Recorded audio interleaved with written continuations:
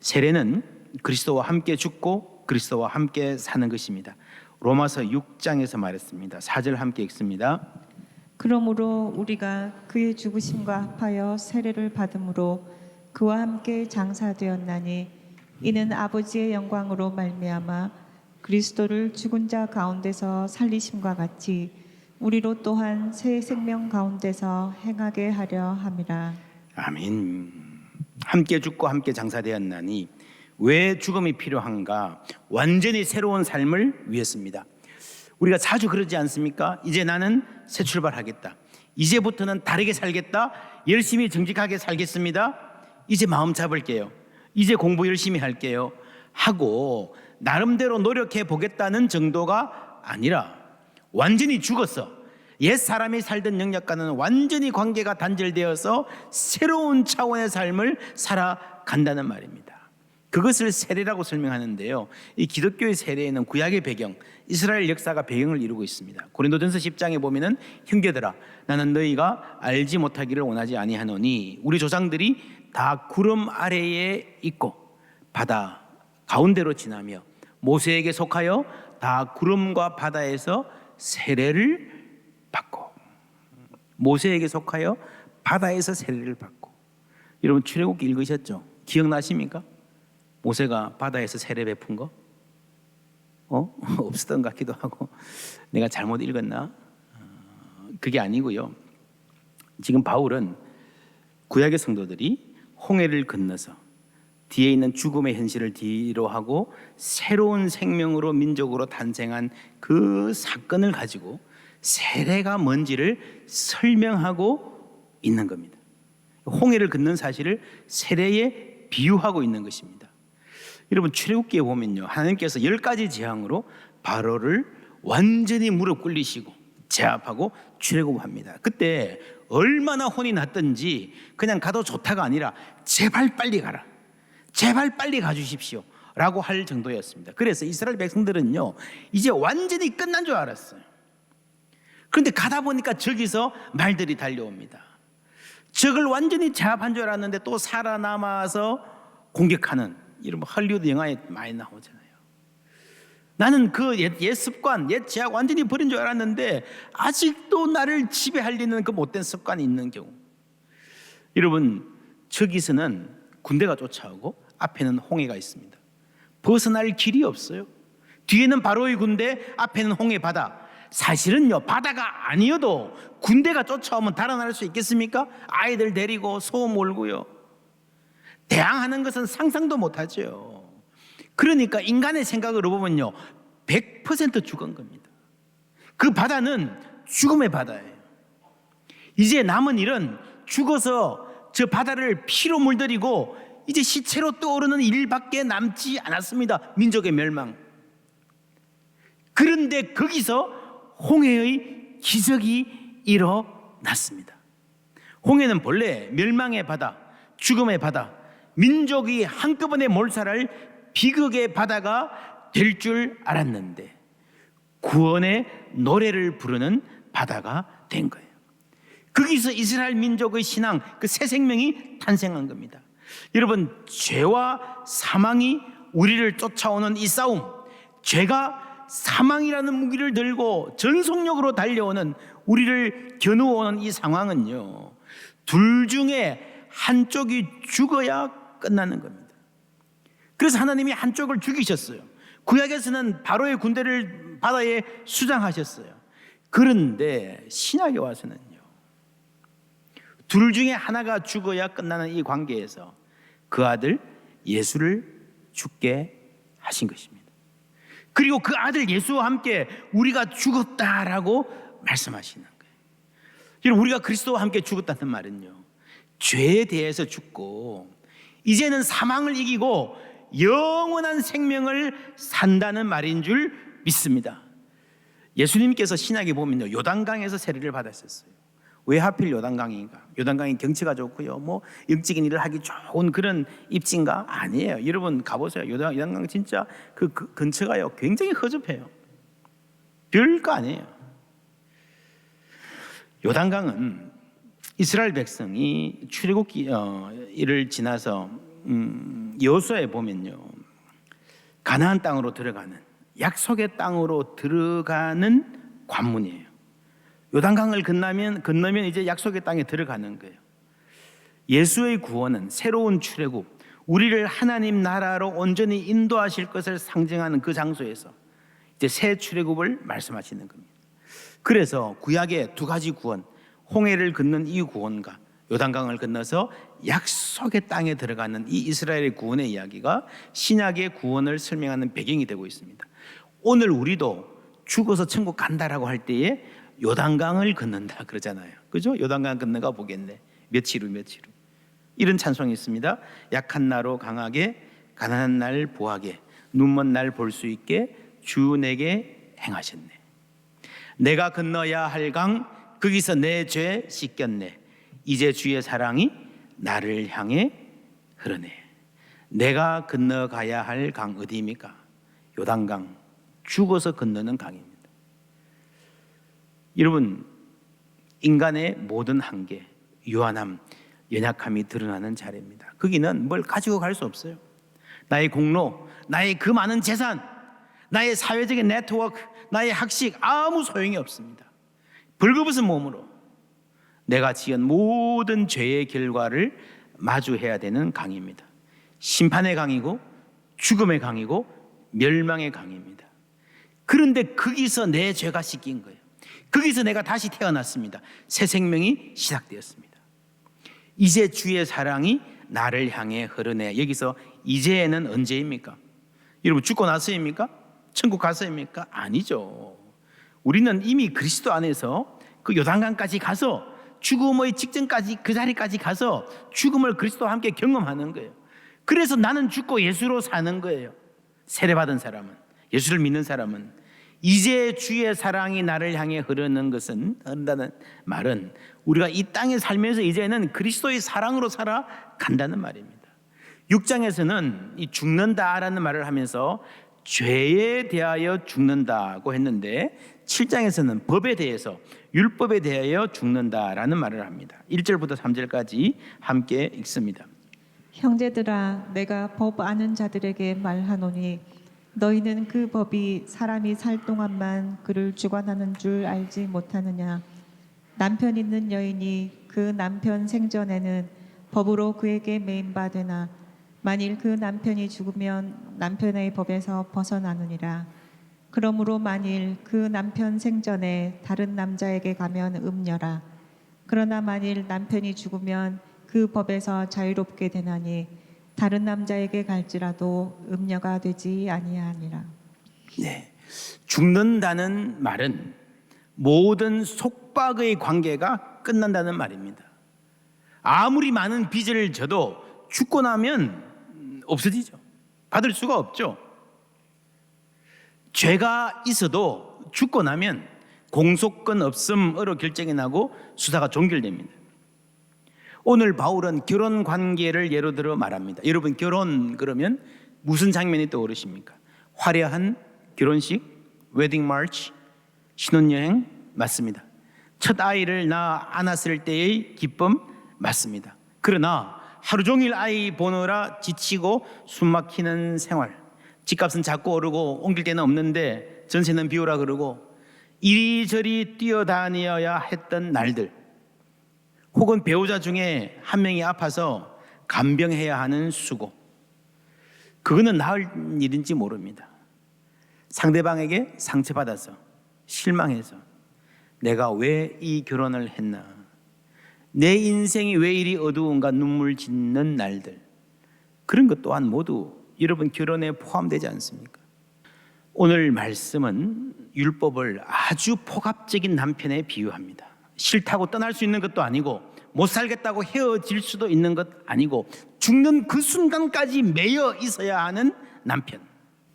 바로의 추격은요, 열재앙으로 끝나지 않았습니다. 여러분, 장자들이 다 죽고 제발 빨리 가주세요 그랬으면요 안 올 것 같잖아요. 근데 죄와의 관계가 그렇게 끝나지 않는다는 거예요. 바로의 군대가 통째로 수장이 되어서 시체가 되고 난 다음에야, 죽은 다음에야 막을 내렸습니다. 그 후에야 새 생활이 시작된 거예요. 죽어야 끝나는 이 고통스러운 현실, 그 지긋지긋한 지배자가 누구인가? 6장에서는 죄라고 말하는데요, 7장에서는 율법이라고 말합니다. 그래서 여러분 7장이 좀 어렵습니다. 죄는 나쁜 것이지만 율법은 좋은 것 아닌가? 맞습니다. 12절에 보면은 이러보건대 율법은 거룩하고 계명도 거룩하고 의로우며 선하도다 했습니다. 선합니다. 본질적으로 선한데, 그 자체로는 좋은 것인데 왜 나쁘게 작용을 하는가? 여러분, 선한 일, 도와주려고 한 일이 오히려 문제를 악화시키는 것을 보았습니까? 약을 처방했어요. 근데 지병이 있는 것을 모르고 처방했어요. 그래서 그 약을 먹고 몸이 완전히 망가졌습니다. 그 약 자체는 선한 거예요. 선한 의도예요. 근데 선한 것이 악한 작용을 할 수 있는 것이지요. 여러분, 돈이 나쁩니까? 아니에요. 돈이 악합니까? 아니에요. 사람이 악하고 사람이 어리석은 거죠. 그래서 우리는 선한 것이 결과적으로 나쁘게 작용하는, 삶을 세워주려 한 것이 결과적으로 삶을 무너뜨리는 가슴 아픈 아이러니를 인생에서 많이 목도하고 있습니다. 율법도 그렇습니다. 5절에 보면 인간을 괴롭히는 옛 자아를 지배하는 무시무시한 사인방이 나옵니다. 첫째로, 우리가 육신에 있을 때에는, 어디 있을 때요? 육신에 있을 때. 두 번째로, 율법으로 말미암는.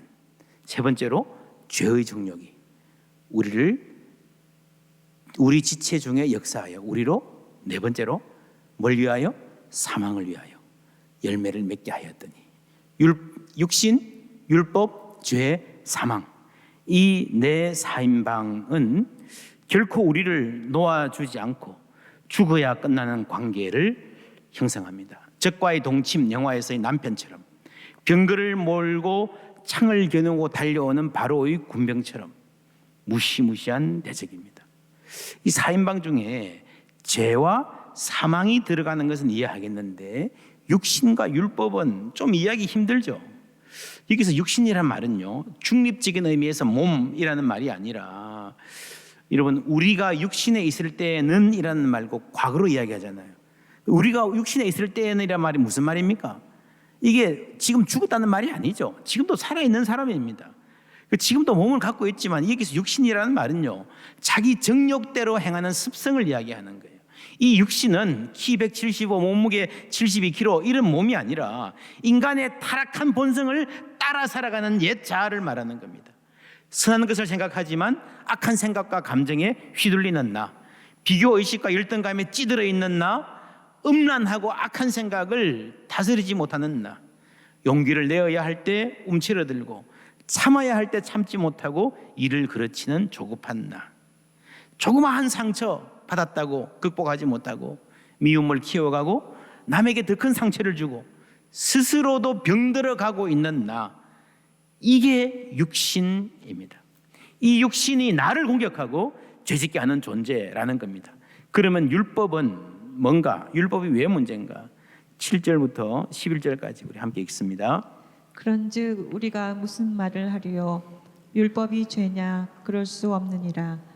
율법으로 말미암지 않고는 내가 죄를 알지 못하였으니, 곧 율법이 탐내지 말라 하지 아니하였더라면 내가 탐심을 알지 못하였으리라. 그러나 죄가 기회를 타서 계명으로 말미암아 내 속에서 온갖 탐심을 이루었나니, 이는 율법이 없으면 죄가 죽은 것임이라. 죄가 기회를 타서 계명으로 말미암아 나를 속이고 그것으로 나를 죽였는지라. 율법이 나쁜 것이 아니라 죄가 우리 지체 속에 있는 탐심과 욕정을 부추긴다는 것입니다. 그런데 그 율법이 그 부추김을, 죄의 작용을 없이 하거나 막아주거나 약화하지 못하고 오히려 그 기회를 제공하는 슬픈 아이러니입니다. 여러분, 하지 마라 하면 더 하고 싶잖아요. 율법이 악하다는 것은 아니에요. 그러나 율법은 우리를 죄의 공격으로부터 지켜줄 힘이 없습니다. 율법은 악하지 않지만 무능합니다. 율법의 문제는 악하다는 것이 아니고 약하다는 데 있습니다. 율법은 사람을 변화시킬 수도 없고 우리를 새롭게 할 수도 없습니다.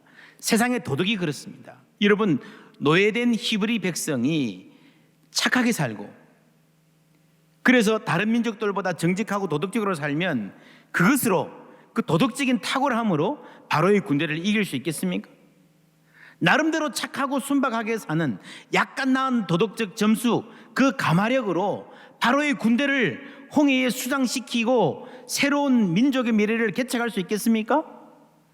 택도 없죠. 좀 착하게 살면 바로의 군대가 감동해서 죄송합니다, 존경합니다 그러겠습니까?